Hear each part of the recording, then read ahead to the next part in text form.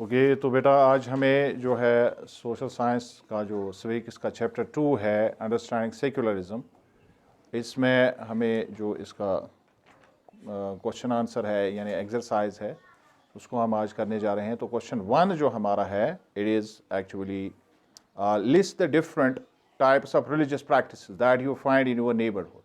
यानी एक लिस्ट आपको बनानी है जिसमें आप ये देखेंगे कि आपके हमसाए पड़ोसी में कितने लोग हैं जो मुख्तलिफ़ मज़ाहिब से ताल्लुक़ रखते हैं और वो किस तरह से मज़हब के जो उनकी प्रैक्टिसेस हैं वो किस तरह से उनको अमल में लाते हैं, यानी वो किस तरह से अपने मज़हब पर कारबंद है, क्या क्या वो करते हैं मज़हबी प्रैक्टिसेस। यानी जैसे मुसलमान नमाज़ पढ़ते हैं और हिंदू भजन करते हैं, या इस तरह की बहुत सारी प्रैक्टिसेस होती है मज़हब की, जैसे आज हम रोज़े में हैं।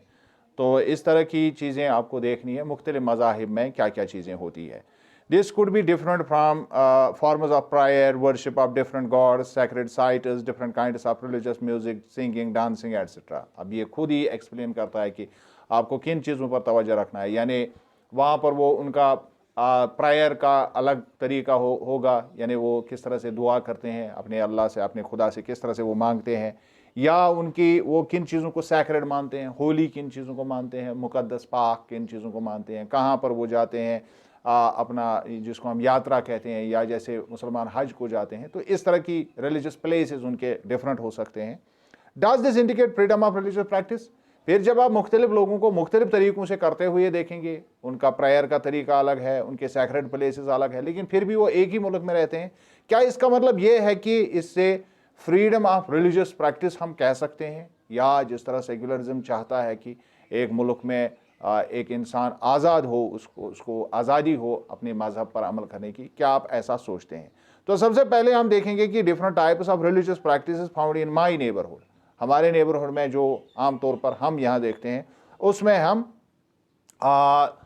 4 चीज़ें देखते हैं। इट इंक्लूड्स नमाज जो मुसलमान पढ़ते हैं, ठीक है, ये, और कीर्तन जो ये करते हैं सिख करते हैं, पालपोरा में सिख करते हैं, हमारे बिल्कुल पड़ोस में, उसको कीर्तन बोलते हैं। और इसके अलावा जो हिंदू है वो हवन करते हैं, अगर थोड़े से दूर हमारे यहाँ से रहते हैं लेकिन उनको भी हम जानते हैं, वो हवन करते हैं। और इसी तरह अनंतनाग में एक जगह पर चर्च भी है, तो वहाँ पर हम देखते हैं कि वहाँ पर वो सैटरडे संडे को लॉर्ड्स प्रेयर करते हैं, दैट्स कॉल्ड लॉर्ड्स प्रेयर। तो इस तरह की अलग अलग हम जब देखते हैं, ये उनके प्रेयर करने का तरीका है। तो जब हम ये देखते हैं कि अलग लोग मुसलमान नमाज पढ़ते हैं, सिख कीर्तन करते हैं, हिंदू हवन करते हैं, और क्रिश्चियन जो है वो लॉर्ड्स प्रेयर करते हैं, तो इससे बिल्कुल क्लियर हो जाता है, क्या हो जाता है कि yes this indicates freedom of religious practice. इसका मतलब है कि किसी के ऊपर दबाव दोष नहीं है कि वो अपना मजहब जो है वो छुपाए, बल्कि हर एक को आज़ादी है अपने मजहब पर अमल करने की। ओके, तो नाउ कम्स क्वेश्चन 2। अब दूसरा क्वेश्चन है, will the government intervene if some religious group says that their religion allows them to practice infanticide? Give reasons for your answer. अब सवाल ये है, अगर कोई मजहब ये कहेगा, क्योंकि हम जानते हैं सेक्युलरिज्म का एक मतलब ये भी है, सेक्युलरिज्म की जो बुनियादी 3 मीनिंग्स है वो हम जानते हैं कि मुल्क मजहब से आज़ाद है, लेकिन लोगों को मजहब की आज़ादी है, लोगों को मजहब की आज़ादी। लेकिन वो तीसरा पॉइंट जो वहाँ पर है वो बड़ा ही इंपॉर्टेंट हो जाता है कि अगर कोई प्रैक्टिस, रिलीजियस प्रैक्टिस आइन से मुतसादिम हो, आइन के मुखालफत कर रही हो, तो वहाँ पर किस चीज़ को माना जाएगा? आइन को माना जाएगा और मजहब को नहीं माना। यहाँ पर वही मसला है, इन्फेंटिसाइड करना, यानी बच्चे को मार देना, छोटे बच्चे को मार देना। अब क्या अगर कोई मजहब ये कहेगा कि हमारे मजहब में, कोई शख्स ये कहेगा हमारे मजहब में इसकी इजाजत है, क्या उसको इंडिया का कानून क्या उसको इसकी इजाजत देगा?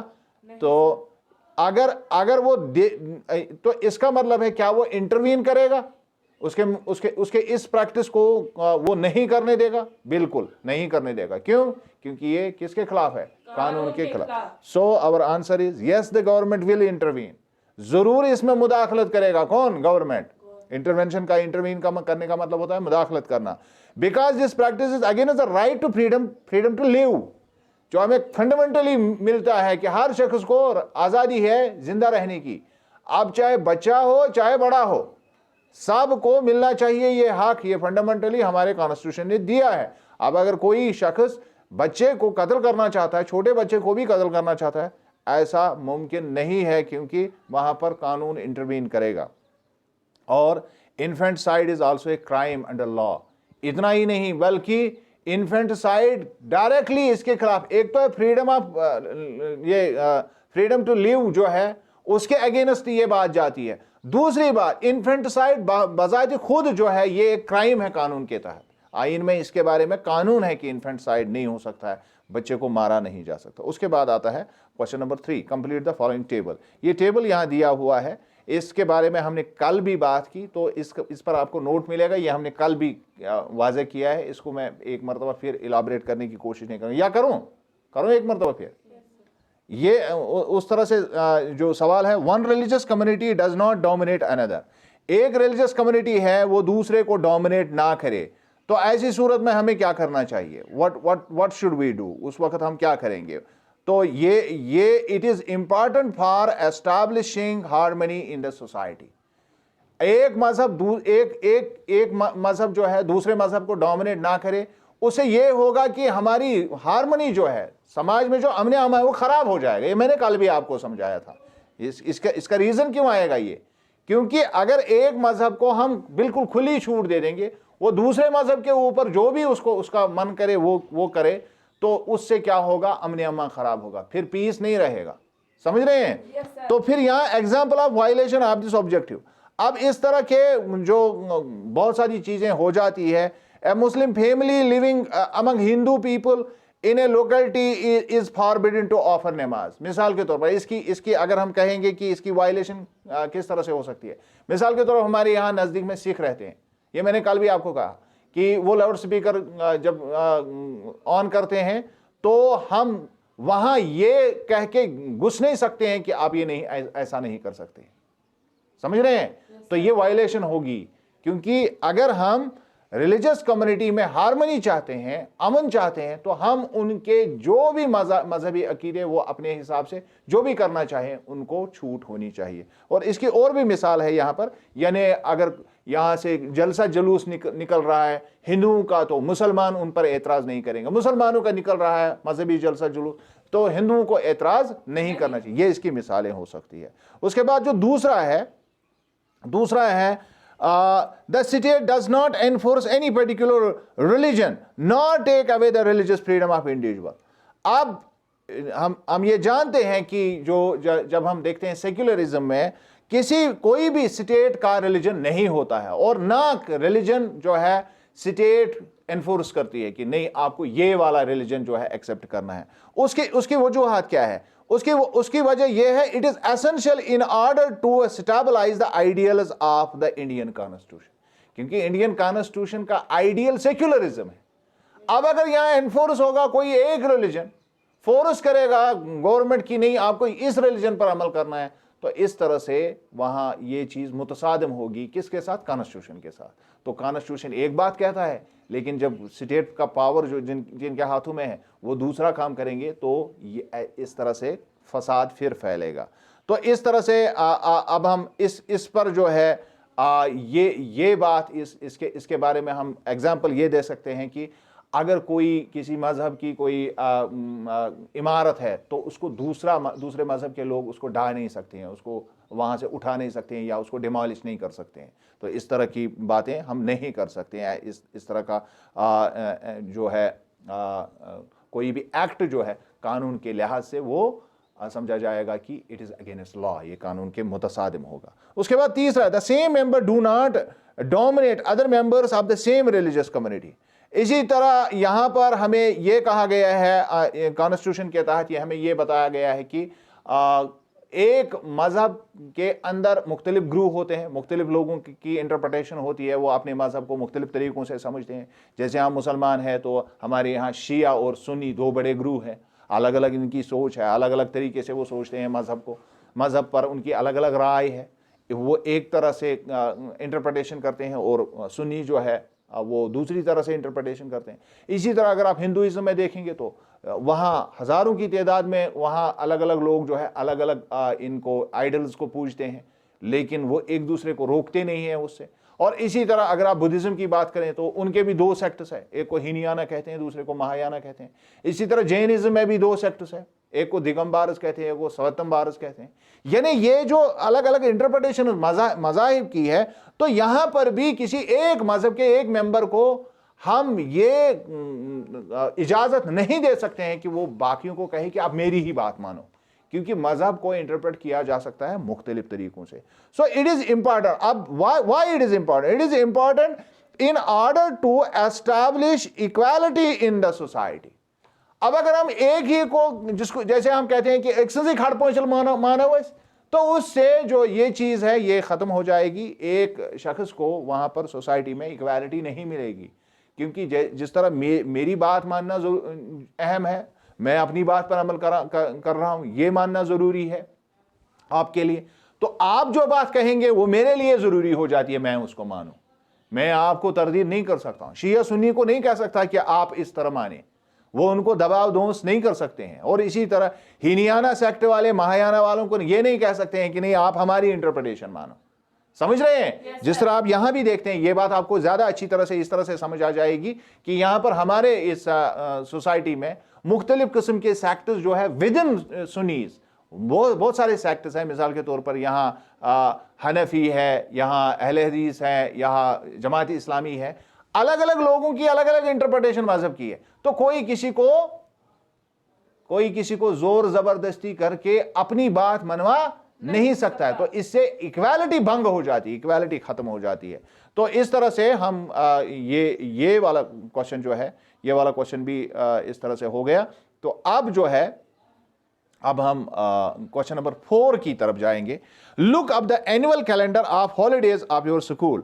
बिल्कुल ये सारी बातें इसके इर्द गिर्द है, ताकि आपको ये दिमाग में अच्छी तरह से बैठ जाए कि किस तरह से इंडिया जो है वो किस तरह से एक सेक्युलर कंट्री है। ये बात आपको दिमाग में रखनी है कि अगर आप एनुअल कैलेंडर को भी देखेंगे, पूरे साल का जो कैलेंडर हमारे पास होता है, how many them pertain to different religions, आप वहां अगर देखेंगे तो उनमें से कितनी जो वहां हॉलीडेज हैं वो मज़ाहिब के साथ कितनी ताल्लुक रखती हैं। What does this indicate? इससे हमें क्या समझ में आता है? तो अब अगर हम देखेंगे, पहले लिस्ट अगर हम देखेंगे, तो अगर आप मैंने ये लिस्ट यहाँ निकाली है, यहाँ दे रखी है, जब आप नोटिस बनाएंगे तो उसमें ये लिखेंगे, following is the list of religious holidays in our school calendar. इसमें जो हमारे स्कूल कैलेंडर में इस साल का लिस्ट जो है, उसमें हिंदू फेस्टिवल्स होली है, दशहरा है, दीपावली है, समझ रहे हैं? yes, और अब अगर हम मुस्लिम्स का देखेंगे तो ईद उल ज़ुहा और ईद उल फितर और मुहर्रम के वो हैं जो छुट्टियां हैं। और इसके अलावा भी बहुत सारी, मैंने चंद एक लिए हैं, समझ रहे हैं, ताकि आप ये समझे कि मैंने क्या किया। इसी तरह सिख जो है उनकी लोहरी है, गुरु गोबिंद सिंह जयंती है या गुरु उसका बर्थडे है, और इसी तरह गुरु पूरब है। तो ये उनकी छुट्टियां वहाँ पर है। अब अगर क्रिश्चियंस को देखेंगे तो वहाँ पर क्रिसमस है और इसके अलावा गुड फ्राइडे है। तो ये सारी छुट्टियां जो है ये किस बात को इंडिकेट करते हैं? This indicates that our government respects every religion. तभी तो छुट्टियां सबके लिए रखी गई है, किसी एक को यहां पर यह नहीं कहा गया है कि नहीं चलो आप ही की बात मानी जाए, बाकियों की बात नहीं मानेंगे। ऐसा नहीं है। समझ में बात आई? yes, उसके बाद 5वां क्वेश्चन है, find out some examples of different views within the same religion. अब आपको मज़ाहिब के अंदर में मुख्तलिफ, हालांकि मैंने अभी एक सवाल के जवाब में, जब हम वो ऑब्जेक्टिव फिर उसका जो हमने तीसरा क्वेश्चन पढ़ा, उसमें मैंने तकरीबन सबकी बात की, लेकिन फिर इस सवाल को मैं फिर से आपके लिए एक्सप्लेन करूंगा। Following are some examples of different views within the same religion. मैं यहां पर आपको मिसालों से समझा। In Hinduism people have different deities. अगर हम हिंदुइज्म की बात ले लेंगे तो वहां पर मुख्तलिफ हिंदुइज्म के मुख्तलिफ सेक्टर्स जो है अलग अलग डेटीज को मानते हैं। कोई शिवा की पूजा करता है, तो कोई किसी देवी की पूजा करता है, लक्ष्मी की पूजा करता है, और कोई हनुमान की पूजा करता है, तो दूसरी तरफ कोई दुर्गा माता की पूजा करता है। इसी तरह कोई विष्णु की पूजा करता है, तो कोई ब्रह्मा की पूजा करता है। समझ रहे हैं मेरी बात? लेकिन सारे लोग विद इन ए रिलीजन जो है वो सारे लोग अपने आप को हिंदू कहते हैं। यानी ये विद इन रिलीजन जो है, ये एग्जांपल्स हमारे पास है हिंदुइज्म की। Similarly in the Muslim community there are Shias and Sunnis. और अगर हम मुसलमानों की बात करेंगे तो मुसलमानों के अंदर भी इसी तरह ग्रुपबंदी है। और बड़े बड़े तौर पर अगर हम देखेंगे तो शिया एक बहुत बड़ी कम्युनिटी दुनिया की है, 40% मुसलमानों की आबादी का हिस्सा है, और 60% दूसरी तरफ से जो है वो दूसरी तरीके से इंटरप्रेट करते हैं रिलीजन को, तो उनको सुन्नी कहते हैं। हम जो यहाँ पर जो हमारे इलाके हैं, इन इलाकों में नज़दीक में कोई शिया कम्युनिटी नहीं है, लेकिन अगर आप श्रीनगर जाएंगे और दूर दराज के हाँ दिवसर में भी है, हाँ, तो आपको पूरा अच्छी तरह से पता है, अच्छी बात है, मुझे पता नहीं है दिवसर में शिया है, तो है तो वो मुस्लिम, समझ रहे हैं मेरी बात, लेकिन विद उनकी अपनी इंटरप्रिटेशन है, मजहब की उनकी अपनी इंटरप्रिटेशन। तो ये एक तरीके से हम सेक्युलरिज्म की ये खूबी है कि हर शख्स को अपनी बात रखने का हक है। तो ये हो गई मुसलमानों की बात। In Jainism there are Shvetambaras and Digambara sects, और अगर हम जैनिज्म की बात करेंगे तो उनके भी दो सेक्ट्स है, एक है श्वेतंबर और दूसरा है दिगंबर। अब इस पर कभी बहस करेंगे ये क्या होते हैं इनके सेक्ट्स। और बुद्धिज्म में भी इसी तरह एक सेक्ट को हिनयाना कहते हैं और दूसरे को महायाना कहते हैं। तो ये इसकी मिसालें हैं। Now comes question number 6। The Indian state both keep away from religion as well as intervene in religion. ये मैंने पहले भी आपको समझाया जब हमने चैप्टर को खुलासे के तौर पर पढ़ा, तो वहां पर भी मैंने आपको बताया कि अगर हम सेक्युलरिज्म की बात करेंगे तो सेक्युलरिज्म बुनियादी तौर पर सेक्युलरिज्म का मतलब है कि मुझे रिलीजन के साथ कोई ताल्लुक नहीं है। मुल्क कहता है मुझे रिलीजन के साथ कोई ताल्लुक नहीं, लेकिन हमने इस चैप्टर में पढ़ा कि इंडिया का सेक्युलरिज्म थोड़ा डिफरेंट है। ये चंद एक बातों में इंटरवेंशन भी करता है और चंद एक बातों में दूर भी रहता है। अब ये किस तरह से होता है और कैसे होता है, इसको समझने की हमें जरूरत है। This idea can be quite confusing.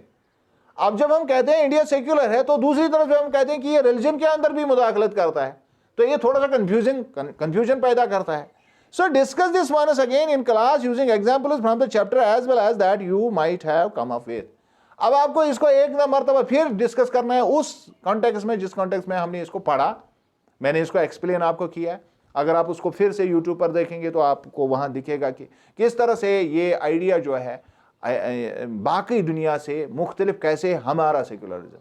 तो वहां पर मैंने एक हेडिंग लगाई थी कि इंडिया का अलग सेक्युलरिज्म है, इंडिया की एक अलग पहचान है सेक्युलरिज्म की। तो फिर से हम उसको समझने की कोशिश करेंगे। Basically in secular state law has nothing to say in any of the practices of the religion. जैसा मैंने पहले भी आपको कहा कि किसी भी सेक्युलर स्टेट में असल में कानून को कोई भी मुदाखलत नहीं करनी है मजहब के अंदर। ना मजहब स्टेट में दाखिल देगा और न स्टेट मजहब में दखल देगी। यह असल में सेक्युलरिज्म का मतलब है। But India is not strictly separate from religion. It does maintain a principle distance with religion. लेकिन जब हम इंडिया की बात करते हैं तो यहां पर मसला कुछ और है। यहां एक तरफ से रिलीजियस से एक तरह से आप ये नहीं कह सकते हैं कि टोटली इंडिया बिल्कुल अलग है मजहब से, नहीं, बल्कि ये मजहब और स्टेट के बीच में एक इस तरह की रिलेशन है जिसमें एक बैलेंस दिखाई देती है, एक प्रिंसिपल बैलेंस है वहां पर। इसको बैलेंस किया गया है कानून के जरिए से। This means that any interference in religion by state has to be based on ideals laid out in the constitution. अब इसका क्या मतलब है? इसका यह मतलब है कि ऐसे कवानीन हमारे कॉन्स्टिट्यूशन में ही बनाए गए हैं जिससे रिलीजन को तहफ़्फ़ुज़ दिया गया है और स्टेट भी अपने लॉज को अच्छी तरह से एनफोर्स कर सकता है। और वो जब उस तरह से करता है तो उसमें कॉन्स्टिट्यूशन ने पहले से ही एक तरह का हमारे सामने आइडियल रखा है कि इस तरह के कवानीन बनने चाहिए। अगर आप मजहब में कहीं पर इंटरफियर करना चाहेंगे तो उसमें लोगों का सपोर्ट होना चाहिए, न कि लोगों की मुखालफत होनी चाहिए। और जो चीज कानून से मुतसादम है उन चीजों को इंटरफियर किया जा सकता है, लेकिन जहां पर मजहब किसी भी तरह से कोई कानून नहीं तोड़ता है तो वहां पर उनको बिल्कुल क्लियरली इजाजत दे दी जाती है। इसकी मिसालें हमने अभी तक बहुत ली। Thus, Indian state is secular and works in various ways to prevent religious domination as follows. लिहाजा हम कह सकते हैं कि इंडियन स्टेट सेक्युलर स्टेट है, लेकिन वो किस तरह से इस रिलीजियस डोमिनेशन को किस तरह से कंट्रोल करेगी वो हम इन चीज़ों से समझ सकते हैं। ये हमने पहले भी पढ़ा है, इसको एक मरतबा फिर आप समझे। पहली स्ट्रैटेजी हमारी क्या है? Strategy of distancing itself from religion. पहला तरीका यह है कि मजहब से दूर रहना, स्टेट मजहब से दूर रहती है। स्टेट यूजुअली मजहब से, for example government office are not supposed to display और प्रमोट एनी रिलीजन। ये मैंने 10 मरतबा आपको समझाया। दूर रहने का मतलब यह है कि गवर्नमेंट के जरिए से किसी भी मजहब को प्रमोट नहीं किया जाता है, लिहाजा कोई भी दफ्तर जो है मजहब के लिए इस्तेमाल नहीं होता है, किसी भी मजहब के लिए इस्तेमाल नहीं होता है। तो ये हो गई strategy of distancing itself from religion, ये हो गया पहला। बी है strategy of non interference and policy of exception. अब किसी मजहब के अंदर मुदाखलत करना, for example the Sikhs does not have to wear a helmet instead of पगड़ी, ये हमने पहले भी, यानी अब मजहब के अंदर कोई ऐसी बात है जो कानून के साथ मुतसादिम है, लेकिन यह उतना ज्यादा मुतसादिम नहीं है कि इसको एक्सेप्ट ना किया जाए, क्योंकि पगड़ी पहनना और हेलमेट लगाना जो है ये इंसान के अपने फायदे के लिए। अब अगर कोई मजहब चाहता है नहीं मैं इस तरह करूं और इससे स्टेट को कोई नुकसान नहीं है, बाकी लोगों को कोई नुकसान नहीं है, तो ऐसी सूरत में स्ट्रेटजी ऑफ नॉन इंटरफेरेंस आता है कि ठीक है कानून अपनी जगह है लेकिन सिखों को पगड़ी पहनने की इजाजत दे दी जाए, ये उनका अपना फैसला है, जाती फैसला है, इससे दूसरे को प्रॉब्लम नहीं है। अगर अगर अगर कोई स्कूटर पर कोई खुदा न खास्ता किसी को हादसा हो जाए तो वो उसका अपना नुकसान वहां होगा, हेलमेट न पहनने का उसका अपना नुकसान होगा, इससे बाकी कम्युनिटीज को नुकसान नहीं है। इस वजह से यहां ऐसी चीजों में ऐसी प्रैक्टिस अगर हैं किसी भी समाज में पाई जाती हैं, किसी भी मजहब में पाई जाती है, तो उनको इंटरवेंशन वहां पर कानून नहीं करता है, उनको दिया जाता है कि this is known as policy of exception, कि ठीक है यहां पर इनको इजाजत दे दी जाए, हालांकि कानून अपनी जगह लेकिन इनका मजहबी जो अमल है इसका रेस्पेक्ट किया जाएगा। उसके बाद सी कैटेगरी जो इसकी है strategy of intervention through the policy of prohibition, यानी कहीं पर अगर अब ऐसा मसला आ जाए जो कानून के साथ मुखालफत कर रहा हो तो वहां पर पॉलिसी ऑफ प्रोहिबिशन होगी, पॉलिसी ऑफ प्रोहिबिशन होगी। लेकिन इंटरवेंशन एक और तरीके से होता है, that is called the policy of promotion. दोनों चीजों को हम समझने की कोशिश है। पॉलिसी ऑफ प्रोहिबिशन क्या है? बैन ऑन अनटचेबिलिटी, ये हमने पहले भी डिस्कस किया। हिंदुस्तान में चंद लोग अपने आप को अच्छा तस्वुर करते हैं और दूसरे को गंदा तस्वुर करते थे, तो इसको और फिर वो कहते थे कि हम इनके साथ बैठेंगे नहीं, उठेंगे नहीं, खाएंगे नहीं, कि एक ऑफिस में काम नहीं करेंगे, इनके साथ ट्रेन में नहीं बैठेंगे, इनके साथ बस में नहीं बैठेंगे, इनके साथ हम मंदिर नहीं जा सकते हैं। तो इस तरह का एक व्यवहार किया जाता था उन लोगों के साथ, this was known as untouchable थी, they were known as untouchables, और जिनको गांधी जी ने बाद में हरिजन कहा। समझ रहे हैं? बहुत बड़ी एक कम्युनिटी इंडिया में हरिजनों की रहती है और उनको बाकी लोग जो है उनको अछूत समझते थे, अनटचेबल समझते थे, और इसको बैन किया गया। This is called policy of prohibition. यहां पर यह बात कानून के बिल्कुल मुतसादिम है, क्योंकि कानून कहता है इक्वल बिफोर लॉ, सभी जो है बराबर हैं। तो अब अनटचेबिलिटी का तो सवाल ही नहीं है, कानून ये मानेगा ही नहीं।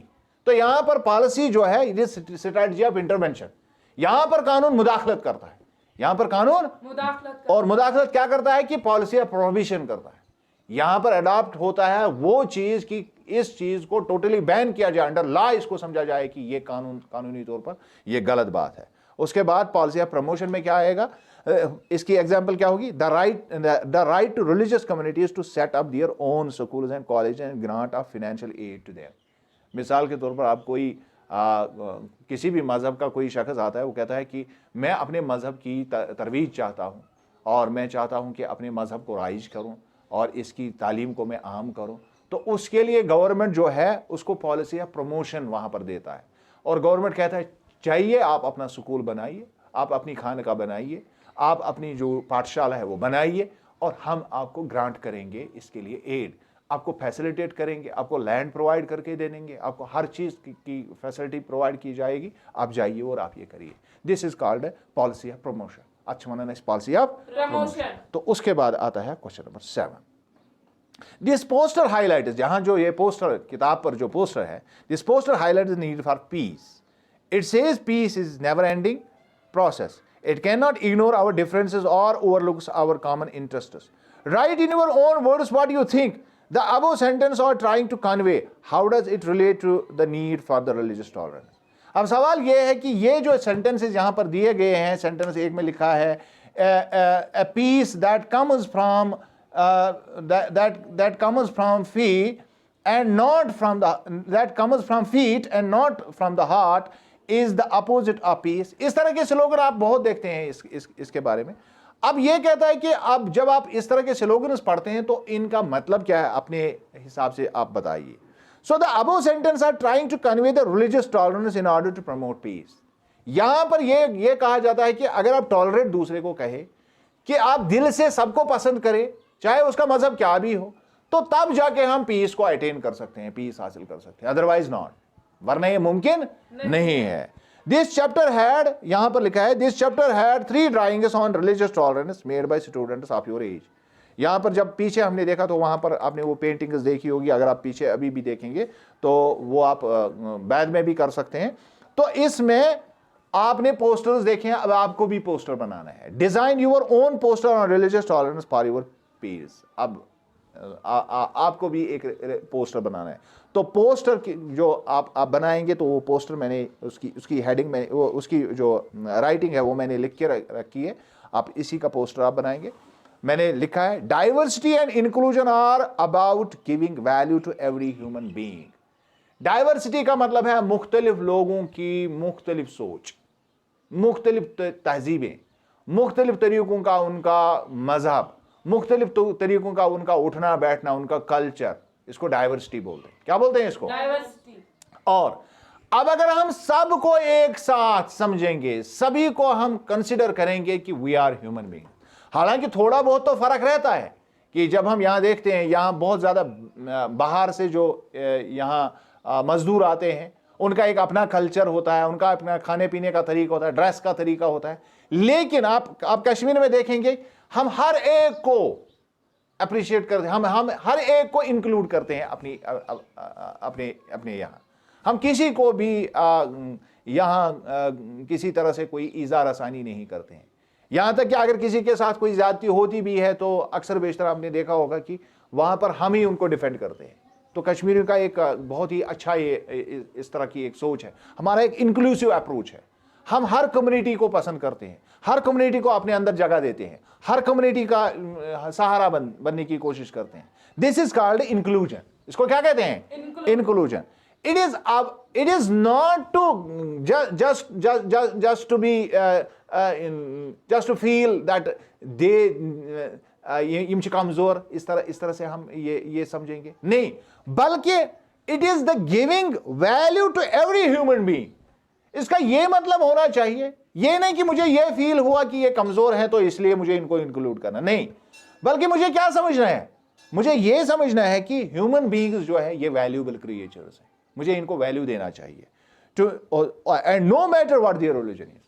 और इसका कोई मतलब ही नहीं उनका रंग क्या है, नस्ल क्या है, मजहब क्या है, व्हाटएवर दैट इज, मैं उनको वैल्यू देता हूं एज ह्यूमन बीइंग्स। अब ग्लॉसरी आती है, बहुत कम है, ये 3 पॉइंट हम खत्म करेंगे। कोरिजन, मैंने पहले भी आपको इस पर काफी बातें हमने की कि नहीं की? Yes sir. जाबर करो, तो इसको जाबर कहते हैं। To force someone to do something, जब किसी को जबर करें कोई बात करने के लिए, उसको मजबूर करें हम। In this context of this chapter it refers to the force used by legal authority like the state. यहां कोरिजन से मतलब है जब कोई स्टेट ही लोगों को परेशान करे, उनको जबरिया कोई काम करवाए जो उनके मजहब के खिलाफ हो, दैट्स कॉल्ड कोरिजन। क्या कहते हैं? कोरिजन। और फ्रीडम टू इंटरप्रेट, तशरीह करने की आजादी, जैसे मैं अभी समझा रहा था आपको कि यहाँ सेक्टर्स, मुख्तलिफ सेक्टर्स जो है उनको आजादी है अपने मजहब की तशरीह करना। The independence that all person shall have to understand things in their own way. कोई भी बात मुझे समझने मैं अपने हिसाब से समझूंगा, कोई मुझे इसके लिए तंग नहीं करेगा कि मैं उसकी बात समझूं, क्योंकि मुझे अपने हिसाब से समझने की पूरी आजादी कॉन्स्टिट्यूशन ने मुझे दी है। So in the context of this chapter, it refers to a person's liberty to develop their own understanding and meaning of the religion they practice. यहां इस चैप्टर में इसका मतलब यह है कि किसी भी शख्स को बिल्कुल आजादी है कि वो अपनी अंडरस्टैंडिंग के मुताबिक अपने मजहब पर अमल पैरा हो जाए। चाहता है वो मजहब पर अमल करना तो वो कर सकता है, नहीं चाहता है नहीं कर सकता है। समझ रहे हैं? Yes, sir. उसके बाद आता है लास्ट वाला, इंटरवीन, मुदाखलत करना।